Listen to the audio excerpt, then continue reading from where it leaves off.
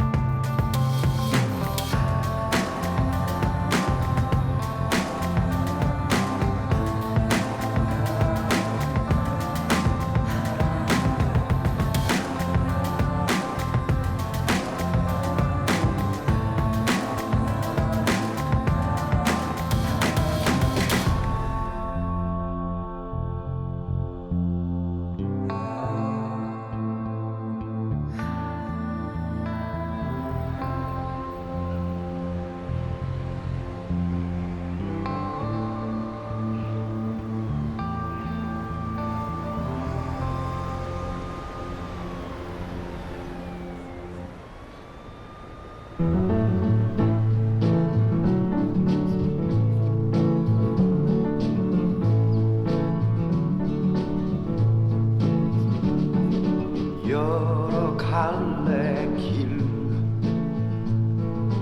누가 말하나 이 길뿐이라고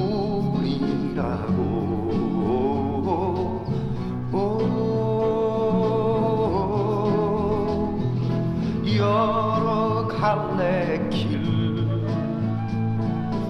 누가 말하나 저 길뿐이라고.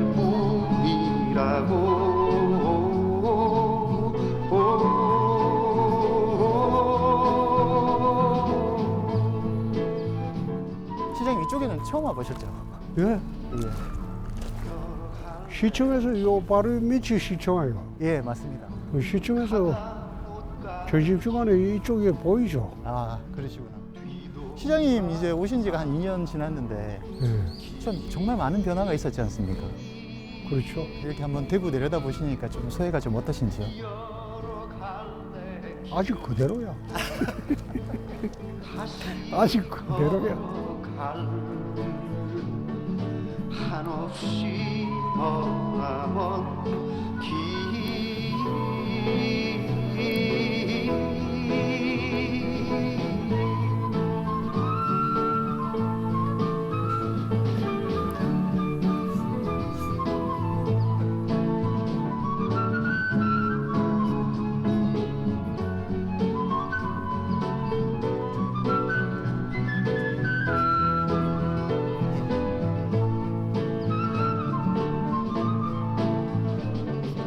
여러 갈래 길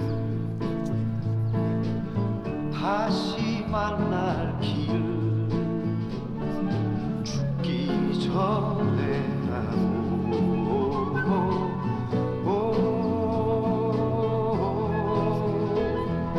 여러 갈래 길. 자, 시장님 오늘 어려운 발걸음 감사합니다. 보수의 길을 묻는데 시장님을 안 모실 수가 없었습니다. 저희가 이제 총선 이야기를 먼저 해보면 이번 총선에서 느끼는 차가운 민심 무엇이 원인이라고 보십니까? 그게 이제 대통령이 되고 난 뒤에 2년 만에 하는 총선인데 그렇습니다. 그러면 이게 가장 분위기 좋을 때 하는 총선입니다. 예. 역대 대통령이 집권한 지 2년 만에 이래 참패해 본 적이 없어요. 그런데 왜 참패했을까요? 예. 무슨 당이 잘못된 겁니다. 예. 당이 잘못됐고 또 대통령이 지난 2년 동안 여소야대 국면에서 무리하게 전국 이끌면서 과도하게 이념에 집착했어요. 예. 근데 그게 지금 정치파이나 세계는 이념에 집착하는 게 아니거든요. 이미 그 이념 문제는 20, 30년에 끝난 문제예요. 예. 근데 그게 과도하게 이념을 집착하다 보니까 본의 아니게 민생을 소홀히 했다는 그런 비난을 받았다고. 예, 근데 이번 그 총선 기간에 있었던 대파 논쟁 같은 경우에 예.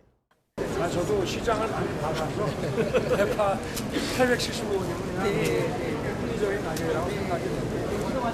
이 가격을 두고 논란이 벌어졌습니다. 온라인 커뮤니티에선 한 단이 아니라 한 줄기 가격 아니냐, 100g당 가격을 한 단으로 잘못 본 거 아니냐, 우리 동네는 4,000원이 넘는다는 등 반응이 쏟아졌습니다. 또 대통령이 간 마트는 왜 싸냐, 대통령이 마트에 매일 오면 좋겠다는 반응도 이어졌습니다. 물가를 모른다. 대통령이 세세한 물가를 알 리가 없죠. 대강의 흐름만 알면 되는데. 근데 그걸 이제 참모들이 자기적인 연출을 했다 이 말이에요. 하다 보니까 실수가 났어요. 그게 대통령이 물가에 대해서 전혀 관심이 없다는 거, 그런 식으로 일방적으로 매도를 당한 거예요. 민생 문제가. 그리고 그 김건희 여사 문제 중에서 가방 문제, 그런 것도 쉽게 말하자면 아버지 친구인 목사가 만나달라고 해서 만나줬는데 해외에서 들어오면서 무슨 가방을 하나 갖고 들어왔다. 응? 그럼 그 가방을 해외에서 온 사람들은 선물을 갖고 와요. 근데 그걸 안 받을 수가 있어요. 응? 뭐 부탁하러 온 사람도 아니고.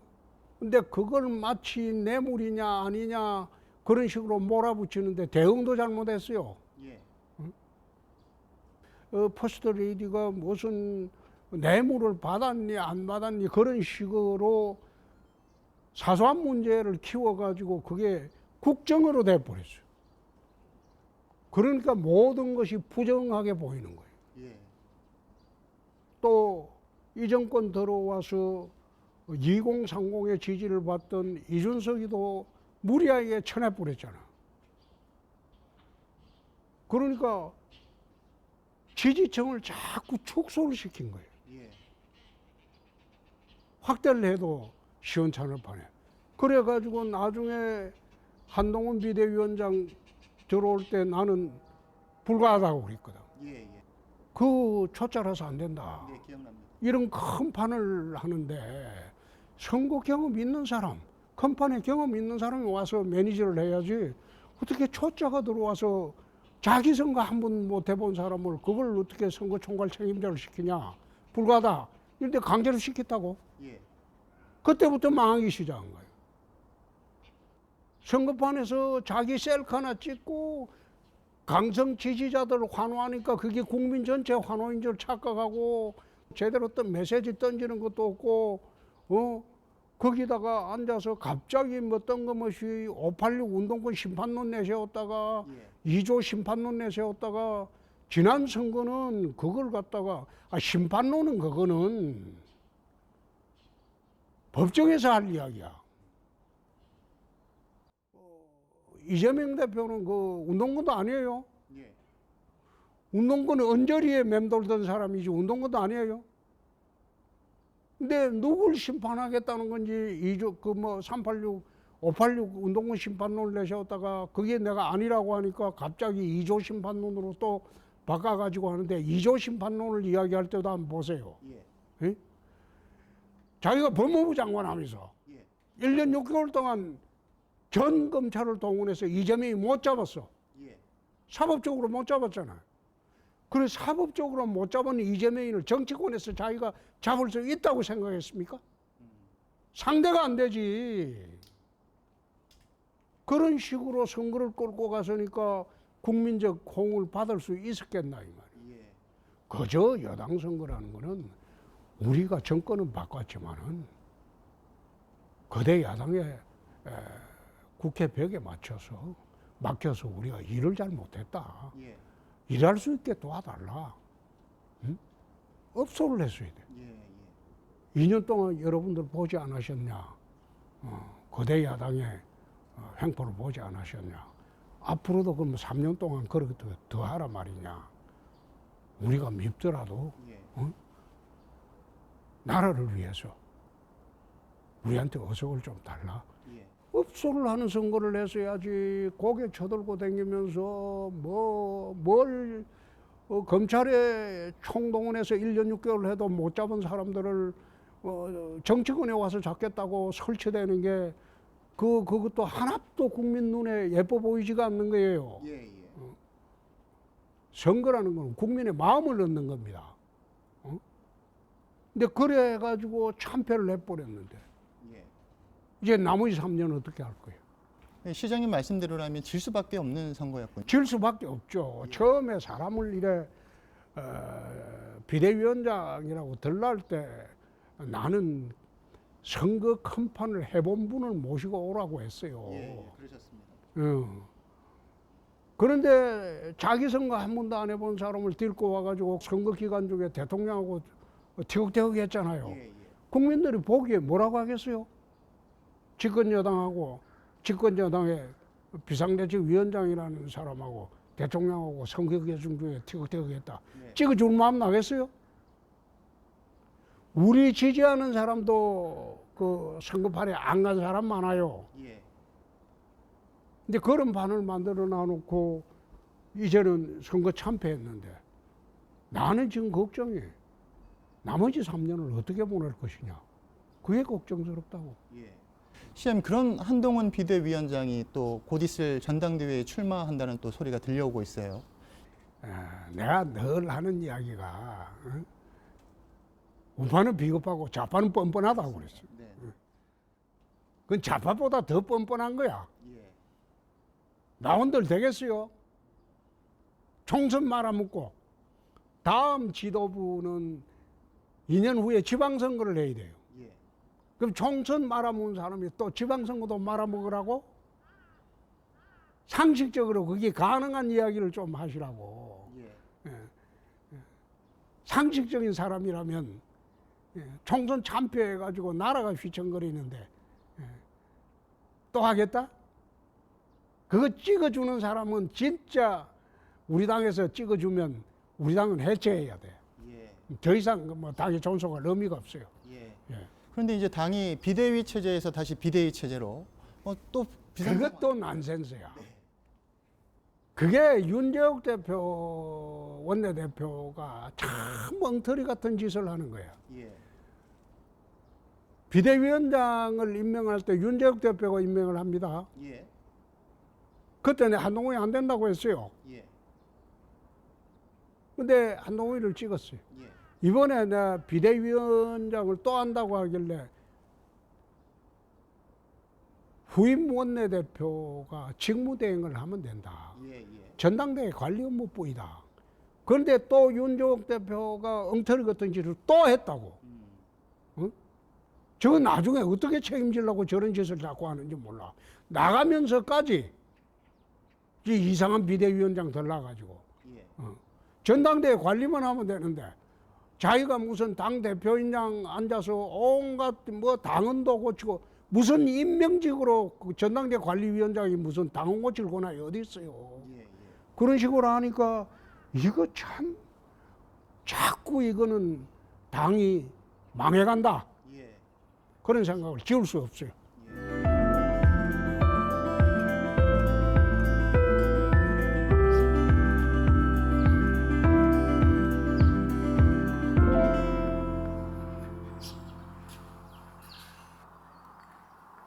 근데 시장님께서는 판을 잘 읽으시잖아요. 그러면 이런 위기 상황일 때 당의 구심점이 보이십니까?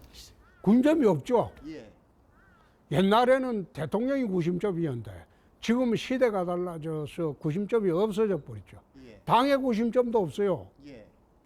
그 다음에 당에 당직자 하는 사람들이 책임감이 없어요. 예. 그러니까 지금 대위기지. 예. 그렇다고 해서 대통령이 당무를 개입할 수 있나? 지금은 당무 개입 못해요. 예. 그러니까 더 어려워지죠. 이걸 시장님 어떻게 해야 되겠습니까? 2017년도에 박근혜 탄핵 때 내가 경남지사를 했습니다. 예. 그때 비대위원장 하던 임명진 목사님이 창원까지 내려와서 당이 없어지게 생겼다.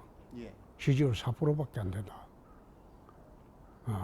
보수 언론에서도 조선일보를 비롯해서 당을 해산하라고 한다. 예. 예. 그러니까 이 당을 해산하면 되겠냐? 예. 대선 후보가 없어가지고 나와달라. 당이라도 살려야 되지 않겠나? 예. 그래서 내가 올라갔어요. 기호 4번 홍준표 후보가 자유한국당 제19대 대통령 후보로 선출되었음을 선포합니다. 예상대로 홍준표 후보의 압승이었습니다. 근데 그게 되지도 않은 대통령 선거였어. 내가 된다고 안 했어요. 생각 안 했어요. 그러나 당은 존속시켜야 되지 않느냐. 예. 이 거대 그 여당은 존속시켜야 되지 않느냐. 그래서 나가고 존속을 시켜놨더만 차라리 지금 생각하면 그때 당이 없어지도록 놔뒀어야 돼요. 예. 없어지고 새로운 사람들끼리 대한정당을 만들었어야 돼요. 예. 이게 없어져야 할 당을 갖다가 겨우겨우 숨마붙어 있던 걸 살려놓으니까 지금 또 이 꼴이잖아. 그래서 이 당은 일부 당의 이제 사람들이 바닥까지 왔다 그러는데 내가 그런 이야기를 했어요. 지하실도 있다. 네. 아직 지하실도 있다. 참 답답하죠. 예. 답답하죠. 대구 내려와서 쳐다보니까 참 답답하죠. 그런데 자생력을 갖도록 하기 위해서는 내버려 둬야 돼요. 예.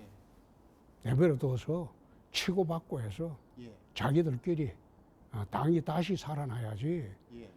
누가 와서 살려달라. 그거는 나는 옳지 않다고 봅니다. 예. 시장님 말씀을 하셨으니까 이것도 한번 여쭤볼게요. 왜 국민의힘은 위기일 때마다 당내 인사를 갖다가 내세우는 것이 아니라 외부 인사를 이렇게 영입을 하는 걸까요? 그게 이제 민주당하고 우리 당의 차이입니다. 예. 우리 당의 사람들은 좀 비겁해요. 예. 응? 그 총대를 안 매려고 해요. 예. 예. 우리 당에는 전사가 없어요. 음. 대여 투쟁하는 전사가 없어요. 예. 왜 전사가 없어졌냐? 이게 한나라당 이래의 신한국당 한나라당 이래의 마지막 대여 투쟁의 전사는 홍준표하고 이재호하고 김문수입니다. 예. 예. 요 세 사람 이후로는 보수 정당에 투사가 없어요. 예. 모양 갖추는 애들만 있지. 예. 비겁하게 발 떼는 애들만 있고 예. 도망가는 애들만 있고. 왜 투사가 없어졌냐? 내가 이 정당에 이제 거의 30년째 있습니다. 예. 예. 이 정당의 특성이 대여 투쟁을 하다가 상처를 입으면 절대 보호해 주지 않아요. 그리고 오히려 내부에서 밀어내려고 그래요. 예. 예. 상처를 치료해 주는 게 아니고 거기다 소금도 뿌려요. 예. 여러 가지 사례가 떠오르. 그러니까 예. 예. 자기들이 앞장서서 제명하려고 그러고 응? 또 징계하려고 그러고 이 당의 전통이 그래 돼버렸어요. 그래서 김문수, 이재호, 홍준표가 마지막 이 당의 보수 진영의 전사였다고. 예. 그 이후에 전사가 없어요. 예. 그러니까 당이 위기 때마다 허우적대고 총대 메고 나설 사람이 없어요. 나서면 자기가 당한다는 걸 그 꼴을 봤단 말이에요. 그럼 누가 나서요? 말씀하신 그 사례 중에 이준석 대표도 포함이 되죠, 시장님? 이준석이가 포함된다기보다 이준석이는 이제 새로운 트렌드죠. 이준석 대표는 민주당을 상대로 하는 그런 정치는 안 하고 국민을 상대로 하는 정치를 했죠. 그래서 이준석 케이스하고는 좀 다르죠. 아까 말씀 중에 대안 세력이라는 말씀도 하셨는데 개혁신당이 보수의 대안 세력이 될 수 있다고 보십니까? 지켜봐야죠. 지켜봐야죠. 얼마나 저게 이제 덩치가 커질지 지켜봐야죠. 이준석 대표 같은 경우에는 또 우리 시장님을 총리 추천까지 또 그거는 나는 나쁜 의미로 그렇습니다. 했다고는 물론입니다. 보지 네네네. 않습니다만은 이 판에 내가 총리는 나는 불러주지도 않을 거고 가지도 않습니다. 2017년도 내가 서울중앙에 한번 올라갔다가 중도 사퇴하고 올라갔다가 실컷 살려놓으니까 나중에 낭패를 당하더라고. 그래서 이 당의 전통을 알기 때문에 절대 나는 올라갈 생각이 없습니다.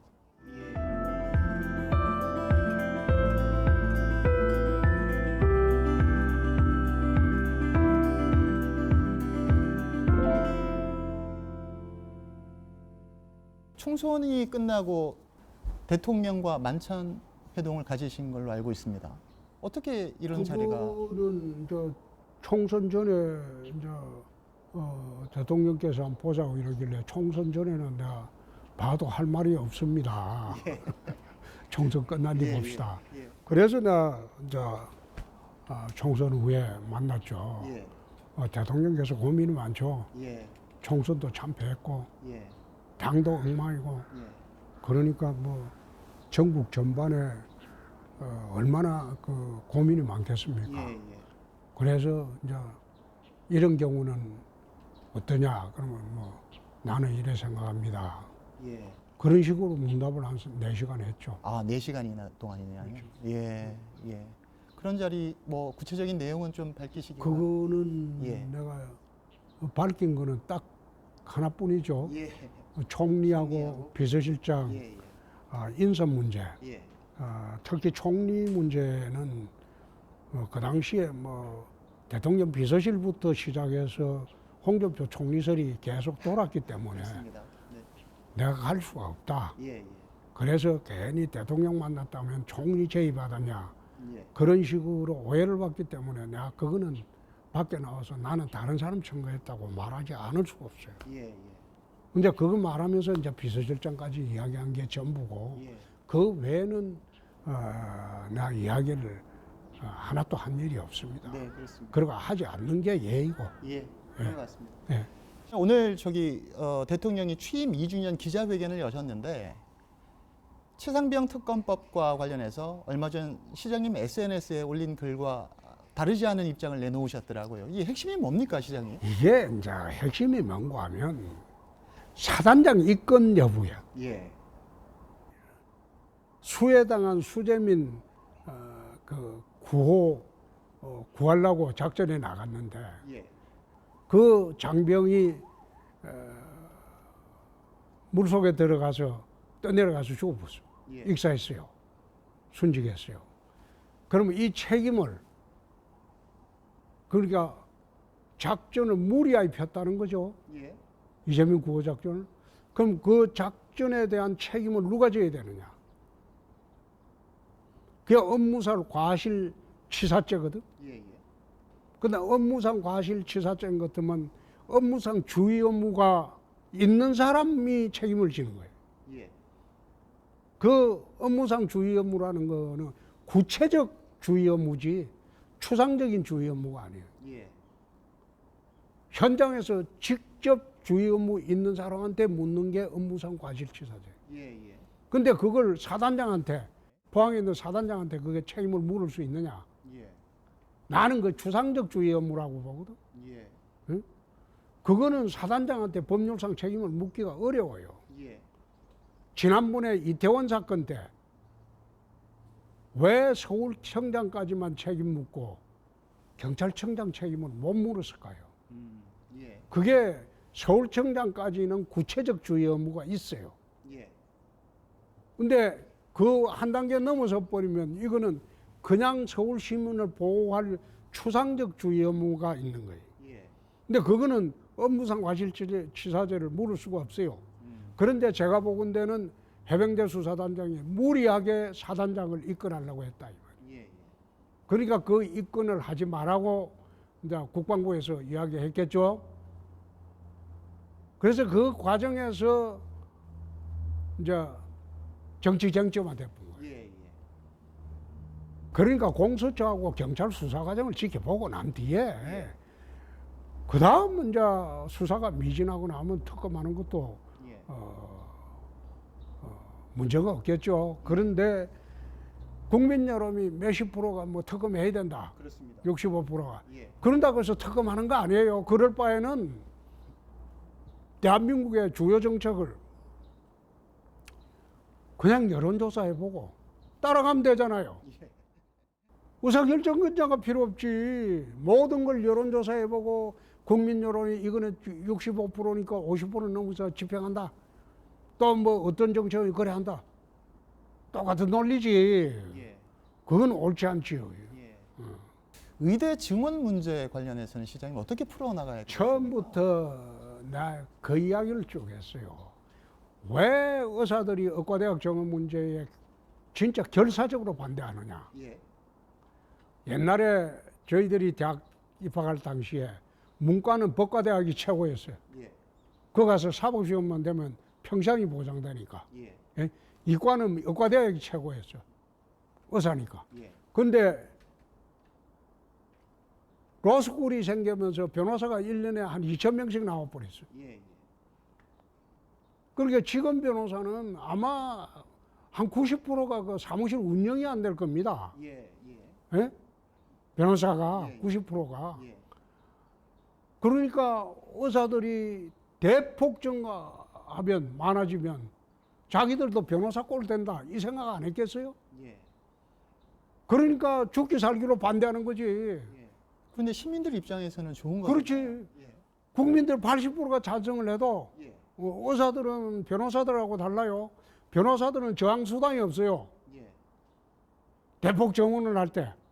그렇네요. 어? 근데 의사들은 저항 수단이 있어요. 국민의 생명과 그 다음에 건강을 담보로 딱 잡고 있으니까. 예. 그래서 지금 아주 되도록에 처한 거예요. 예. 예. 그 국민들 80%가 찬성해 본들 뭐래? 우리가 못하겠다고 뻗대면 의사도 안 하겠다고 하잖아요. 예. 그런 식으로 뻗대고 있는데. 그래서 내가 처음 시작할 때부터 단계적 정원해라. 500명, 800명, 뭐 1000명 이런 식으로 1500명, 2000명 이런 식으로 매년 단계적 정원해라. 예. 그러면 의사분들이 할 말이 없을 거다.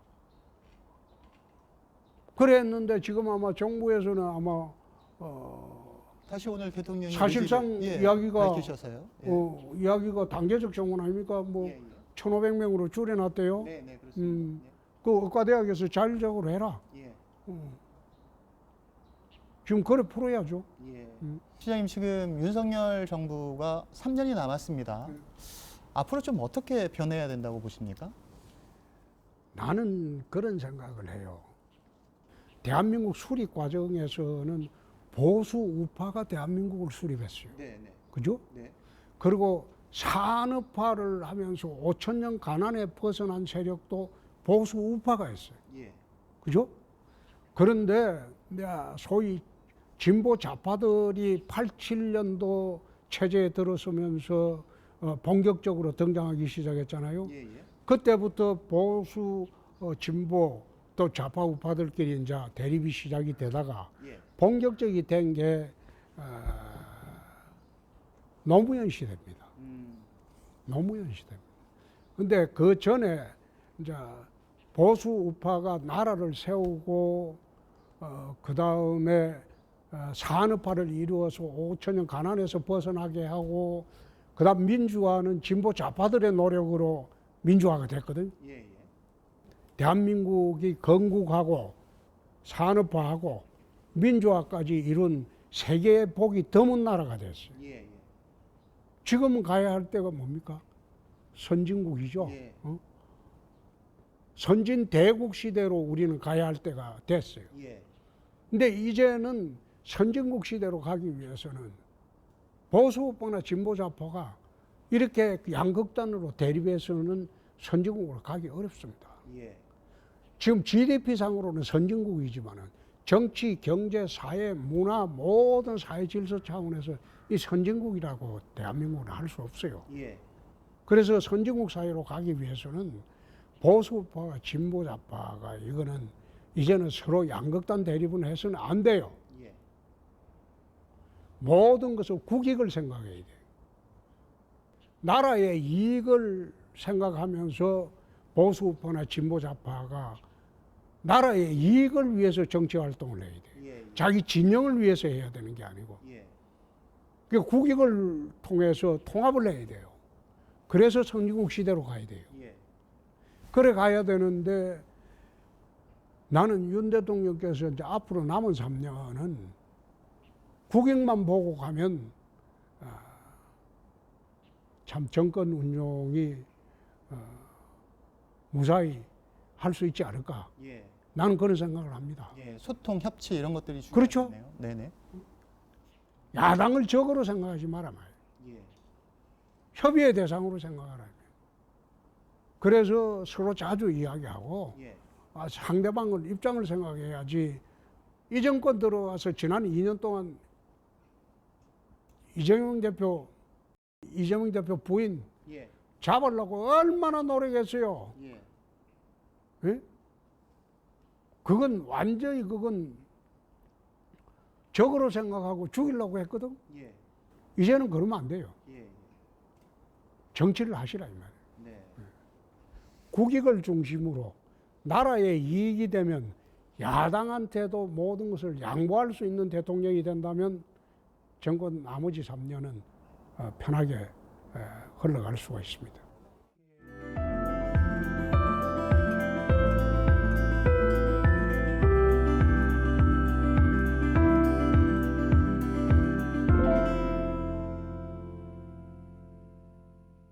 시장님이 대표적인 보수 정치인이시니까 무엇이 보수인가 이 이야기를 좀 한번 해보겠습니다. 시장님이 생각하시는 보수의 모습은 어떤 모습입니까? 아니 아까도 내가 이야기했지만 보수 정치의 기본은 자유입니다. 그리고 두 번째 성장입니다. 그런데 이 담론이 자유 성장 이 담론이 지금에 와서는 상당히 퇴색이 돼버렸어요. 진보 정치, 진보 좌파 정책의 기본은 평등입니다. 그 다음에 분배입니다. 이 보수 우파 정치하고는 정반대 개념이죠. 근데 이 반대 개념을 지금 한국 사회가 사회 양극화가 심화돼 가니까 오히려 평등과 분배 개념이 더 우선시 되는 사회가 돼버렸어요. 그래 되니까 우리 당으로서는 어렵지. 정치하기가 상당히 어려워지죠. 그래서 이런 문제를 아까도 이야기했지만은 국익 개념에서 풀자 이거예요. 그 상위 개념으로 국익 개념을 두자 이거예요. 나라의 이익이 된다면 좌파 정책도 가져와 쓸 수 있고 나라의 이익이 된다면 우파 정책도 가져와 쓸 수 있고 그 정부가 국익 개념으로 나라의 이익이라는 개념으로 좌우를 통합해서 정책 집행을 하게 되면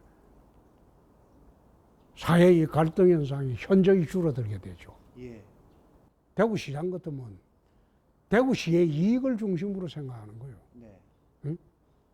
모든 정책이나 모든 상황을 대구시의 이익으로 중심으로 생각하고 판단하고 집행하는 거예요. 네. 그래서 보수 정치인, 진보 정치인, 뭐 보수 우파, 진보 좌파 나는 그런 개념에 얽매이지 않은 게 오래됐어요. 예. 20년 전부터 그런 개념에는 얽매이지 않습니다. 예. 필요하면 좌파 정책도 법안 위반해서 통과를 시켰고, 예. 또 필요하면 우파 정책도 법안 위반해서 통과시켰고, 그래서 민주당에도 내 싫어하는 사람이, 내 좋아하는 사람이 꽤 있습니다. 예. 세상이 변했어요. 사회 환경이 바뀌었다고. 예. 그럼 거기 바뀐 만큼 자기 것을 내놓고 양보할 줄 알아야 돼요. 근데 보수우파의 특징은 지금은 안 내놓거든. 응? 욕심만 잔뜩 많아가지고 예. 자기 희생이 없어요. 예. 헌신이 없고 욕심만 가득 차가지고. 납득이 갑니다. 아니 늘 보잖아요. 네, 네. 보잖아요. 민주당 애들은요, 지가 하고 싶어도 참아버리잖아. 불출마 선언해버리고. 예. 근데 보수우파들은 안 그러거든. 그래서 좀 그런 측면이 있고, 당이 좀 이게 플렉시빌리티해졌어요. 예. 유연성을 좀 갖고 예. 있었으면 하는데, 강성 당원들 욕구 충족시켜 주느라고 할 말 못하고 발 빼고 예. 그래 하다 보니까 당이 엉망이 된 거예요. 예. 자, 시장님 얼마 전에 SNS 글을 보면 이번 지난 총선 얘기 말인데요. 이 아무 의제도 없고 공약도 없고 이렇게 조용한 선거는 처음 본다. 이런 글을 올리신 적이 있는데. 그렇죠. 예. 그런데 또 그 글의 말미에 대구 시민들이 한번 생각해 봐야 할 부분도 있다. 이런 글을 올리신 걸 봤는데 이게 어떤 뜻입니까, 시장님? 좀 답답하죠. 예. 대구 시민들이 우리 당을 지지해줘서 참 고맙기는 한데 그냥 당만 보고 찍죠. 예. 사람은 안 보죠. 그렇죠? 예. 이번에도 그랬습니다. 이거는 더 심했지. 예. 더 심했지. 그래서 고맙기는 한데 예. 우리 다시 한번 생각해 보자. 부산처럼 수틀리면 획 돌아서는 수도 있다는 걸 보여줄 때가 있어야 돼요. 그래야지 대구 시민들, 경북 도민들 깔을 보지 않지. 예. 깔 보잖아요. 실컷 밀어줬지만 영남 배제로 눕느라고. 깔 보잖아요. 배알도 없어요. 시장님 말씀을 하셨으니까 이 위기 때마다 자꾸 나오는 이 영남 배제론에 대해서는 어떻게 생각을 하십니까? 아니 그게 방금 이야기했잖아요. 우리나라 정당의 기본 구조는 보수우파 정당은 영남이 중심입니다. 예. 진보좌파인 민주당은 호남이 중심이에요. 응? 수도권의 정서라는 거는 영남, 호남, 충청, 제주, 전국의 사람들, 강원도 다 모여있는 게 수도권입니다. 어? 따로 정서가 없어요. 정치 잘하면 수도권도 우리 당으로 확 쏠릴 때 있고, 예. 우리 당이 잘못하면 민주당이 확 쏠릴 때 있고, 네. 그래 되는 거예요. 그러나 기본적인 베이스는 민주당은 전라도, 호남, 우리 당은 영남이에요. 베이스 캠프가 거기다 이 말이야. 그런데 베이스 캠프를 등한시하고 어떻게 등산을 올라가서 산을 정복할 수 있어요? 예. 그래 이야기하는 사람 쳐다보면서 내가 참 가짠다. 예. 어떻게 정치를 몰라도 저래 모르냐. 예. 솔직히 털어놓고 이야기를 해야지. 응? 우리가 왜 수도권에서 취약해졌냐? 그거는 전국이 모이든 사람들이 모인 그 지역에서 우리가 왜 취약해졌냐? 그거 우리 스스로 분석해 보면 될 거 아니에요. 예. 그게 어떻게 영남 잘못입니까? 예. 시장님께서는 또 청문홍답이라는 또 홈페이지도 운영 중이시고 또 소통을 하시려고 여러 노력을 하고 계시는 걸로 알고 있는데 젊은 사람들이 보수 우파에게 바라는 것들은 어떤 것들이 있다고 생각하십니까?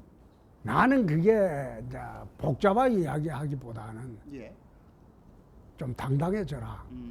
좀 솔직해져라. 예. 네 것도 좀 내놔라. 에? 그리고 부끄러움을 알아라. 예. 젊은 애들은 그런 생각을 하죠. 예. 말 빙빙 돌리지 마고 예. 기만기고 아니면 아니다고 해라. 예. 이게 정치인들은 나중에 빠져나갈 구실 찾기 위해서 확답을 안 해요. 예. 예매하게 대답하고. 그럼 박정희 대통령 동상 건립에 대해서 좀 여쭤보고 싶은데 거기에 뭐 시대에 맞지 않는 거 아니냐. 예, 그런 반대 의견이 있었습니다. 난 그 이해가 안 되니까. 미래 세대를 위한 동상이 있어요. 그렇습니다. 어? 네, 네. 예. 동상이라는 건 전부 과거의 인물의 업적을 추모하기 위해서 생기는 겁니다. 응? 그래 하는데 호남 지방에 안 가보세요. 김대중 대통령 동상이 초등학교도 있어요. 예. 곳곳에 있어요. 예. 그런데 호남에 대해 정치인의 상징이지 않습니까? 그렇습니다. 그래 영남의 상징은 박정희 대통령이죠. 그렇잖아요. 예, 예. 그런데 대구에서 그걸 세우지 마라? 그래 이야기하면 안 되죠. 예. 대구 시민의 거의 70%가 찬성했잖아요. 예, 그렇습니다. 응? 그러면 뭐 이론이 없는 거지 뭐. 예.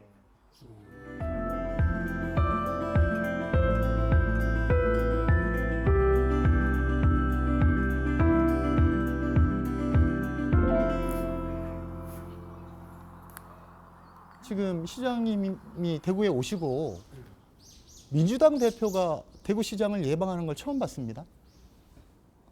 뭐 그렇죠. 처음으로 왔죠. 예, 예.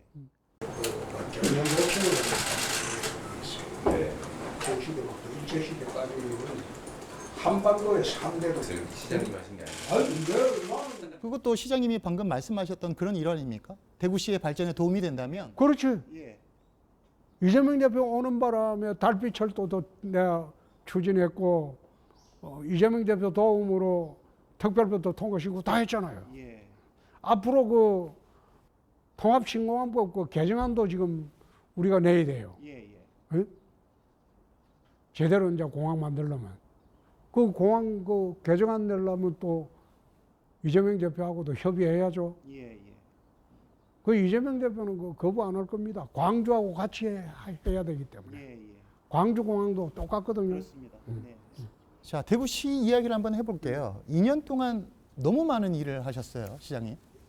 아마 6월 달에 아마 그 시민들한테 2년 동안 결산을 발표할 건데 한 100가지 정도 된다고 합니다. 예. 혁신한 게. 예, 예. 대구 혁신 한 100선 정도 발표를 할 겁니다. 예. 그 중에는 대구시에서 시작한 정책이 전국으로 퍼져나간 사례들도 좀 있잖아요. 좀 있죠. 네. 그런 입안은 어떻게 생각을 해내신 건가요? 옛날부터 생각하던 거죠. 예, 예. 대구시에서 한번 예. 실험으로 해보는 거는 예. 다 생각하던 정책입니다. 예. 지하철하고 예. 버스 통합해가지고 그 연령 인하하고 예. 인상하고 하는 것도 그렇고 지금 시민 불편 해소하는 것도 많죠. 예. 남은 2년은 어디에 집중하실 예정이십니까? 지금은 나 검정 와서 이제 누차 얘기하는데 예. 한 100가지 이상 혁신을 했기 때문에 네. 혁신을 하려면 늘 갈등이 있습니다. 그렇습니다. 네. 갈등이 있죠. 네. 더 이상 갈등이 있는 일은 안 했으면 합니다. 대신 예. 현재 혁신해 놓은 걸 내용물을 채워야 돼요. 예. 내용물을. 예. 그 공무원들하고 내용물 채우는 데만 주력하면 돼요. 예. 시장님 그때 무소속으로 대구에 오셨잖아요. 그렇죠. 그 수성 의뢰에 당선되셨는데 그때 마음이 좀 어떠셨는지 한번 회고를 해보시면 어떤? 그때는 이제 제가 그 황교안 대표가 공천을 어디도 안 준다고 해서 예. 대구로 한번 가봤으면 좋겠다. 예. 내가 초중고등학교 나왔으니까. 예. 그러니까 대구로 가서 12군데 중에서 내가 데리고 있던 국회의원이 출마하지 않는 곳. 예. 수성을이 유일하게 국회의원이 없었어. 그렇습니다. 네. 다른 데는 현역이 출마하고. 네. 그거 가면 내가 데리고 있던 후배들하고 경쟁을 해야 되는 게 부담스러워서. 예. 난 수성을에 37일 전인가 왔을 때는 수성못에 내가 가본 일이 없어요. 그러셨나요? 난 대명동에 살았거든. 예. 영남고등학교 대명동에 있거든. 네. 대명동, 내당동, 성당동 주로 그거 살았지. 그 중고등학교 다닐 때 공부하기 바빠가지고 수성못에 가본 일이 어디 있어요. 예. 수성못을 그때 처음 가봤어. 예. 그런데 예. 수성을에서 당선시켜 주니까 예. 다시 이제 일어서게 됐죠.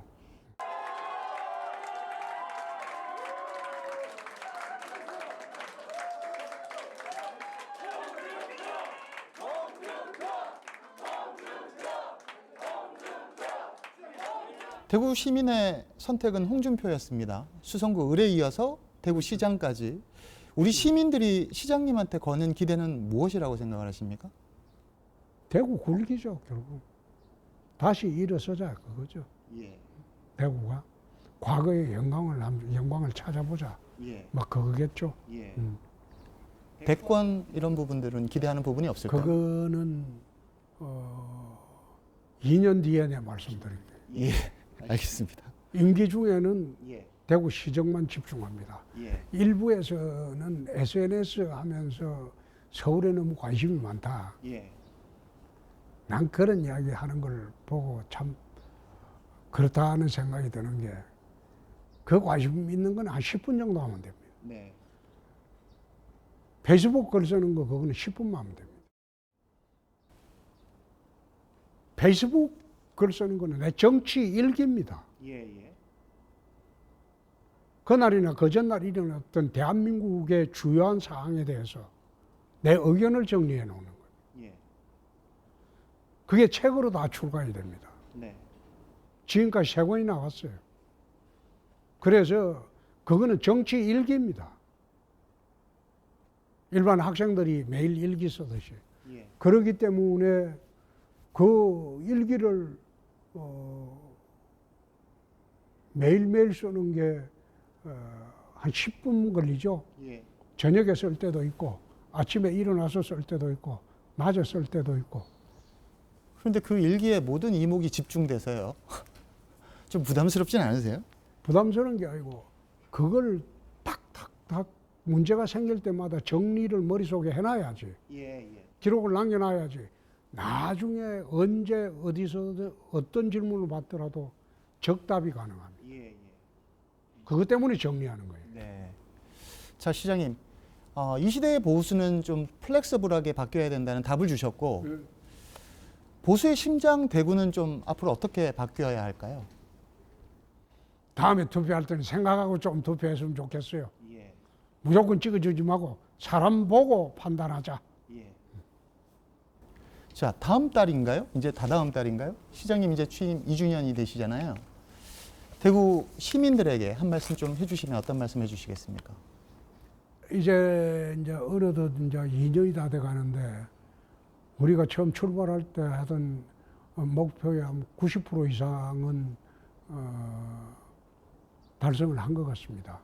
나머지 10%는 나머지 이제 남은 2년 동안 충실히 채워서 임기를 마칠 때는 대구 시민들한테 약속을 다 지킨 그런 시장으로 기억이 됐으면 합니다. 네, 시장님. 오늘 대담 응해 주셔서 너무 감사합니다. The end is near, and so I face the final curtain. My friend, I'll say it clear, I'll state my case, of which I'm certain. I've lived a life that's full. I traveled each and every highway and more, much more than this.